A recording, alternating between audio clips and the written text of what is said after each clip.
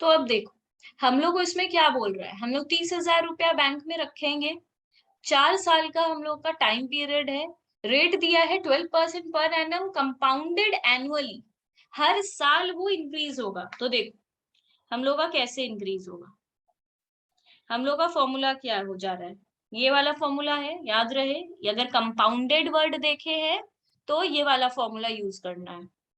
तो PV into 1+r/m to the power n into m, ठीक है। तो प्रेजेंट वैल्यू कितना है, 30,000 रुपया, आर कितना है हम लोगों का 0.12, एम कितना है हम लोग का एनुअली दिया है तो 1, और पावर में एन दिया है, हम लोग का एन दिया है 4 और एम क्या है 1, एनुअली रहेगा तो एम रहेगा 1, और ये भी यहाँ पे n इंटू एम 4 इंटू 1, तो ये कितना आ जाएगा 30,000 इंटू 1.12 टू दी पावर 4। इसको कोई फर्क नहीं पड़ रहा है क्योंकि ये एनुअली ही है, वो तो वैसे भी पर एनम था। तो ये हम लोग का आ जाएगा 47,206 रुपीज, इसमें कोई फर्क नहीं पड़ा, इसमें ये ऐसा ही रहा। पर नेक्स्ट देखो, हम लोग को दिया है सेमी एनुअली, सेमी एनुअली में फ्यूचर वैल्यू क्या होगा, प्रेजेंट वैल्यू तो 30,000 ही रहा, देखो कितना, जितना बार कंपाउंड होगा ना उतना फायदा है। 30,000 1+0.12, सेमी एनुअली है तो नीचे क्या होना चाहिए 2, और n है 4 इंटू 2, देखो 8 बार मेरे को इंटरेस्ट मिल रहा है ना, मेरे को टोटल 8 बार इंटरेस्ट मिलेगा।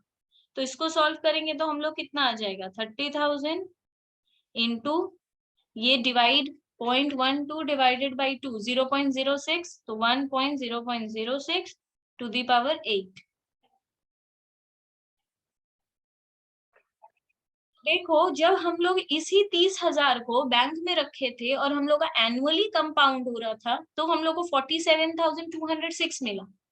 अगर यही अमाउंट हम लोग का सेमी एनुअली हो रहा था, मतलब साल में 2 बार हम लोग को ये मिल रहा था, 6% भले मिल रहा था, 12% पर एनम है तो साल में 12% ही मिलेगा, पर 2 बार मिलेगा, 6 महीने के बाद 6%, फिर 6 महीने के बाद 6%, तो 4 साल में तो 8 बार इंटरेस्ट मिलेगा।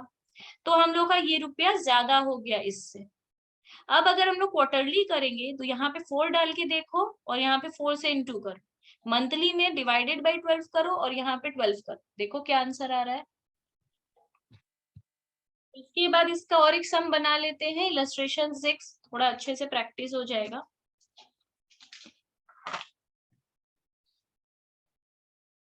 इलस्ट्रेशन 6 में भी सेम, हम लोगों को प्रेजेंट वैल्यू दिया है 2500, रेट दे रखा है 9.75% per annum compounded quarterly, n दे दिया हम लोग को 3 इयर्स, बोल रहा है कैलकुलेट फ्यूचर वैल्यू। तो थर्ड टॉपिक है इसका फ्यूचर वैल्यू ऑफ एन्युटी।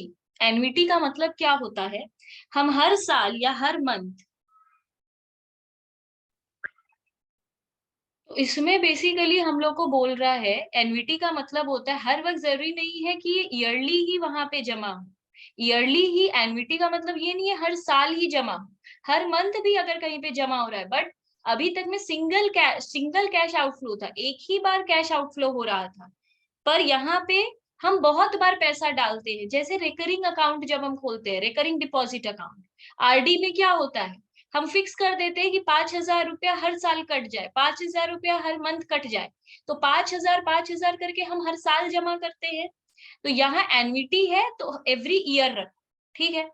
तो हम क्या कर रहे हैं, मेरा इलस्ट्रेशन क्या है, जो मिस्टर रंजन है वो हर साल डिपॉजिट 5,000 पर एनम, अभी तक हम लोग जितना सम देख रहे थे उसमें ये नहीं लिखा था डिपॉजिट्स 5,000 पर एनम, उसमें सिर्फ लिखता था डिपॉजिट्स 5,000, इसमें पर एनम लिखेगा तो एग्जाम में समझ में आ जाना चाहिए कि एन्युटी का सम है, मतलब हर साल इसमें 5,000 जा रहा है, और जो 5,000 जा रहा है वो रिकरिंग डिपॉजिट में जा रहा है, 7 साल तक ये जा रहा है और मेरे को इंटरेस्ट रेट मिलता है 9% पर एनम। बोल रहा है मैच्योरिटी वैल्यू कैलकुलेट करो, मतलब फ्यूचर वैल्यू कैलकुलेट करो कि मेरे को कितना मिलेगा 7 साल के बाद। तो इसमें हम सिंपली एन्युटी का लगाएंगे, तो फ्यूचर वैल्यू ऑफ एन्युटी मेरा कितना होगा। फॉर्मूला वही है, हम फिर से नहीं लिख रहे। ए यहाँ पे क्या है, एन्युटी का अमाउंट जो हर साल जा रहा है, दैट इज 5000। ए का मतलब क्या है, हर साल हम कितना डिपॉजिट कर रहे हैं, तो वो 5000 है।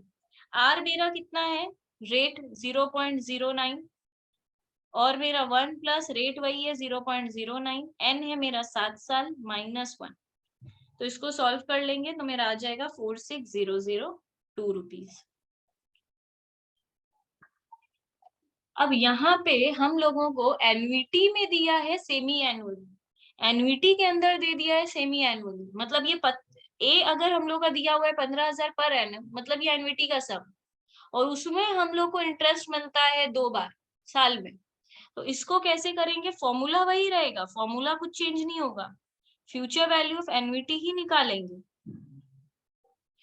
ए तो हम लोग का 15,000 ही रहेगा, पर जैसे उसमें हम लोग आर को डिवाइड, देखो एक चीज याद रखो, रेट के नीचे लिखते हैं और ईयर से इनटू होता है, तो यहाँ पे भी रेट के नीचे लिखेंगे।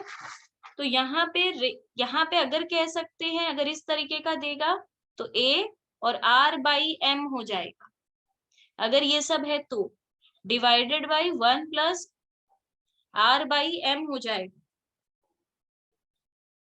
और एन में इंटू एम हो जाएगा, फिर -1 होगा।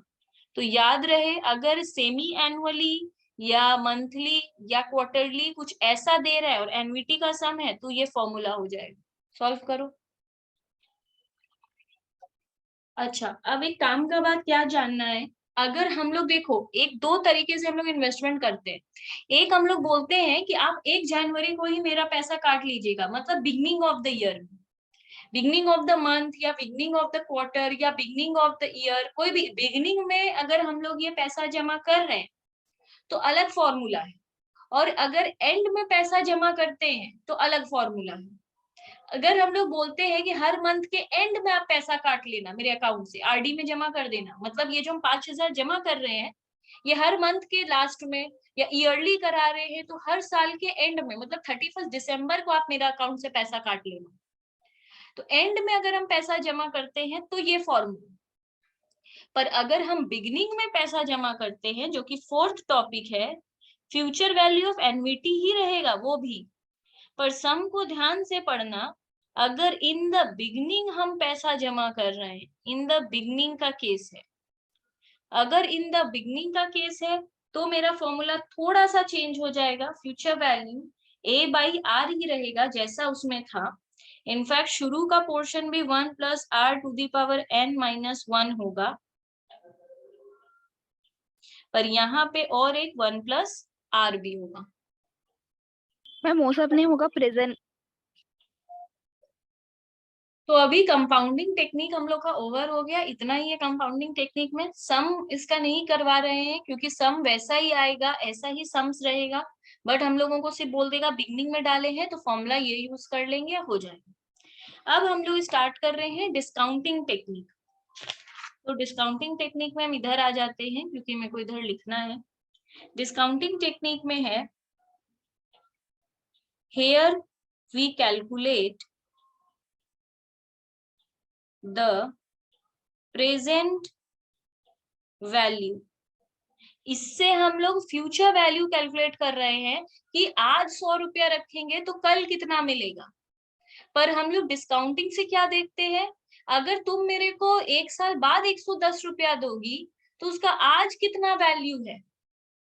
मतलब आज अगर तुम लोग मेरे को कोई मशीन बेच रहे हो और मशीन बेचने के टाइम पे बोल रहे हो कि आज बता रहे हो कि मैम आप ये मशीन खरीद लीजिए, आपको इस मशीन से हर साल इनकम हो जाएगा 10,000 रुपीज।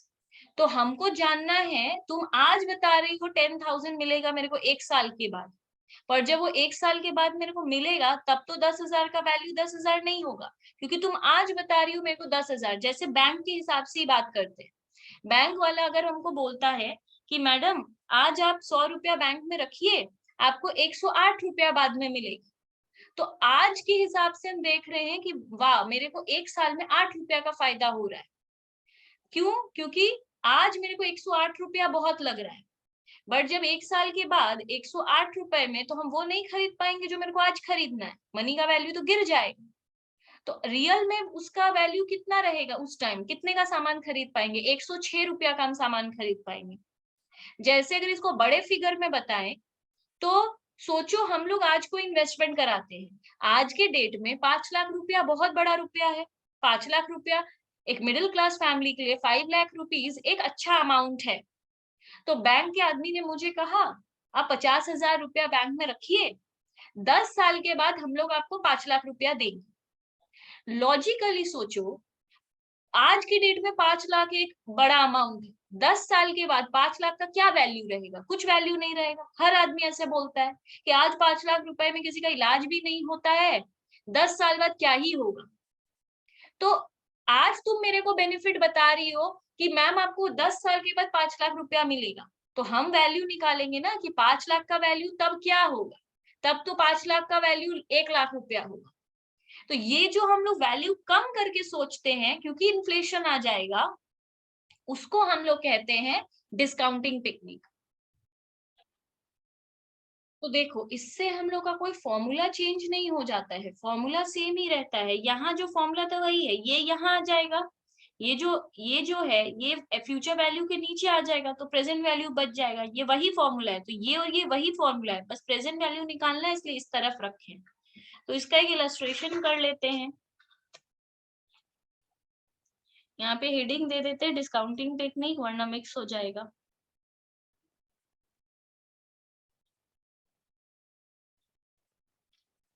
इलस्ट्रेशन 10। तो mister Ranjan wants to go to world tour after 10 years, for which he requires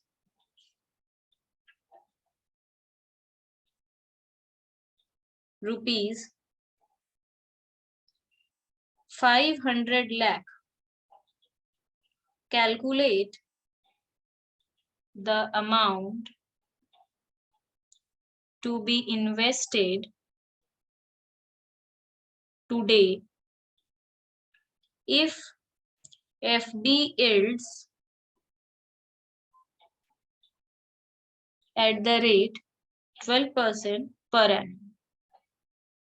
अब इसमें क्या बोल रहे, जो मिस्टर रंजन है वो 10 साल के बाद एक वर्ल्ड टूर पे जाना चाहता है। 10 साल के बाद, जिसके लिए उसको 500 लाख रुपया चाहिए। 500 लाख मतलब 5 करोड़। 500 लाख मतलब 5 करोड़। तो उसको 500 लाख रुपया चाहिए। तो वो पूछ रहा है तुमसे कि आज हमको कितना रुपया करके एफडी कराना चाहिए। अगर एफडी 12% देता है तो आज मेरे को बैंक में कितना रुपया रखना चाहिए कि मेरे को 10 साल के बाद 500 लाख रुपया मिल जाए। तो हम सिंपली, इसमें मेरे को पूछ रहा है आज कितना रखना पड़ेगा, प्रेजेंट वैल्यू पूछ रहा है, तो हम उसको सिंपली उसी फॉर्मूला से कर लेंगे। मेरे को फ्यूचर में चाहिए कितना, 500 लाख। 1 + 0.12 इंटरेस्ट रेट, ठीक है, और साल कितना है, 10 साल। तो इसको सॉल्व कर लेंगे। तो अगर हम अभी 160 लाख करके 160 लाख करके अप्रोक्स, अगर इसको एग्जैक्टली ले 161 लाख अगर हम हर साल रखते हैं, तो मेरे को 12% का इंटरेस्ट रेट अगर मेरे को मिल जाता है तो मेरे पास उस टाइम पे 500 लाख रुपया आएगा। तो अभी इसका दूसरा देखो। इसका दूसरा केस, पहला केस था इसका सिंगल आउटफ्लो, एक बार में 160 लाख अगर रख दे बैंक में और रख के छोड़ दे, तो मेरे को 10 साल के बाद 12% का इंटरेस्ट कर करके मेरे को 500 लाख रुपया मिल जाए। ये 160 500 लाख बन जाए। दूसरा केस यहाँ पे पूछ रहा है, दूसरा केस था वही कंपाउंडिंग वाला, जो जो उसका केस था वही वही इसका केस है, कुछ अलग नहीं है, सिर्फ फॉर्मूला चेंज होते जाएगा। Cash outflow. यहाँ पे भी हम लिख ले रहे हैं इंट्रा ईयर कंपाउंडिंग। कुछ अगर देगा, कंपाउंडिंग वर्ड बोलेगा, तो फिर ये वाला फॉर्मूला यूज कर लेंगे। इसमें क्या है, इसमें फ्यूचर वैल्यू उस टाइम उस तरफ था, अभी इस तरफ प्रेजेंट वैल्यू। तो future value by 1 plus R by M N into M. Simply ये फॉर्मूला हो जाएगा। जो उधर था वही फॉर्मूला है, बस इसको इधर की तरफ ला रहे हैं। इसका हम कोई सम नहीं अभी करा रहे हैं। 3 नंबर में इसका क्या है, एन्युटी वाला आ जाएगा इसमें भी।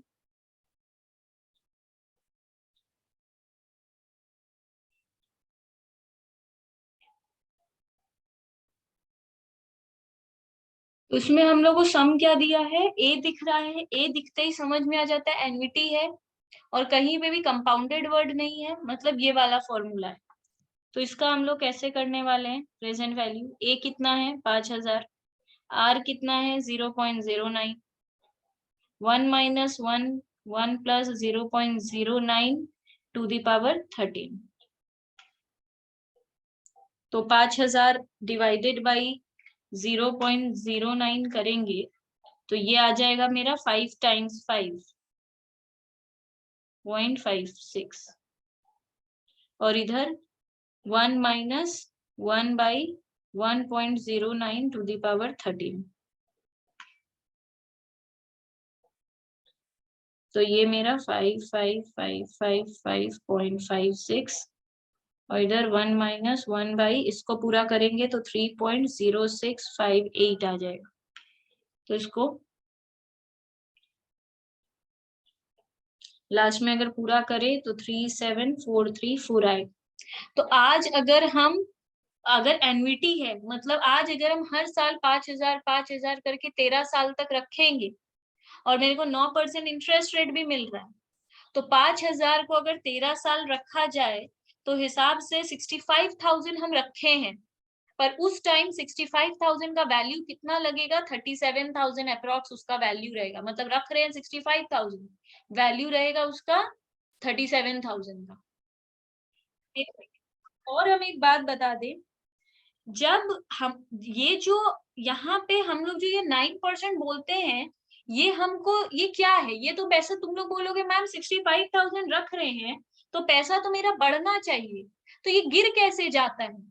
जब हम लोग कंपाउंडिंग करते हैं तो वहां पे अगर ये 9% है तो वो बताता है बढ़ने का रेट, और अगर हम डिस्काउंटिंग करते हैं तो इस रेट का मतलब है मेरे पैसे को गिरने का रेट। मतलब 9% से हर साल मेरे मनी का वैल्यू गिर जाए, तो 13 साल में 13 बार मेरे मनी का वैल्यू गिरेगा, हर साल मनी का वैल्यू कम होता है। तो जब डिस्काउंटिंग करते हैं तो रेट का मतलब है मनी का वैल्यू गिरने का रेट, और कंपाउंडिंग में मनी का वैल्यू बढ़ने का रेट होता है। बस यही डिफरेंस है। नेक्स्ट टॉपिक हम लोग करेंगे 4th number topic, present value of परपीचुअटी।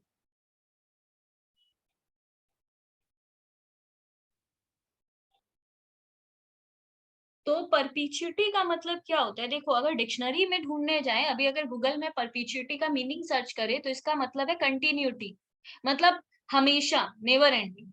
जैसे हम लोग कभी कभी कोई स्कीम करवाते हैं, कोई बैंक के पास जाते हैं या इन्वेस्टमेंट कंपनी के पास जाते हैं, तो वो मेरे को बोलता है कि आप एक काम करो, आप अभी 10 साल तक बैंक के पास 1-1 लाख रुपया रखो, हर साल आप 1 लाख रुपया हमें दो, ऐसा 10 साल तक आप दो।